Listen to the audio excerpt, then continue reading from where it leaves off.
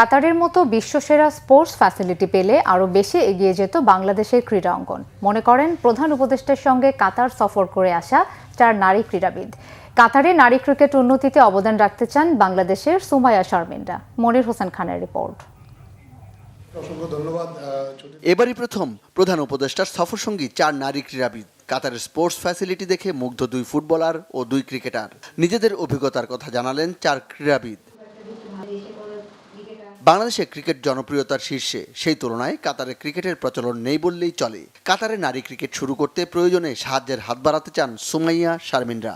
আমরা আসার সময় একটা বলে আসি যে আপনি আসেন না, এসে হচ্ছে আমাদের দেশে এসে দেখেন আমাদের দেশ হচ্ছে কিরকম, মানে আমাদের ক্রিকেটারদের কিরকম চলাফেরা, আমরা কিভাবে চলে, আমরা কিসের ভিতরে আছি, কিসের গাইডলাইনের ভিতরে যাচ্ছি। তো উনি বলছে যে উনি হচ্ছে যদি কখনো সুযোগ হয়, উনি কথা বলতেছে, উনি আসবে। ক্রিকেট বিষয়ে অত বেশি না, বাট এখন ওনারা আমাদের কথা শোনার পরে সেখান বলছে যে হ্যাঁ তারাও ক্রিকেটটাকে স্টার্ট করবে।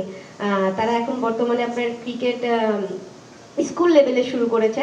তারা চিন্তা ভাবনা করতেছে যেন নেক্সট লেভেলে যেতে পারে তারা। কাতার স্পোর্টস একাডেমির দায়িত্বে আছেন শাইখা হিন্দ। দেশটির রাজকীয় এই সদস্যের সান্নিধ্যে বাংলাদেশের মেয়েরা দেখেছে বিশ্বমানের স্পোর্টস ফ্যাসিলিটি। 2 নারী ফুটবলার শাহিদা ও আফিদাকে সবচেয়ে বেশি আকর্ষণ করেছে ইনজুরি ম্যানেজমেন্ট ফ্যাসিলিটি। সবকিছু আমরা ঘুরে দেখছি, নিচ থেকেও শুরু করে উপর পর্যন্ত, যেখানে রয়্যাল ফ্যামিলি যারা বসেন, কাতারের আমির যারা, তাদের ওখানে গিয়েও আমরা ঘুরে ঘুরে দেখছি। তারপর ড্রেসিং রুমের ভিতরে আবার একটা ওয়ার্ম আপের জন্য আলাদা জায়গা আছে, ওটা আমরা জানতাম না। কাতার ফাউন্ডেশনের সিওর সাথে আমরা দেখা করি, তিনি আমাদেরকে আশ্বাস দিয়েছেন। আমরা আমাদের সব কথা খুলে বলেছি যে আমাদের কি কি ফ্যাসিলিটিস লাগবে। স্পেশালি আমাদের আমরা যখন ইনজুরি হই, খেলোয়াড়দের একটা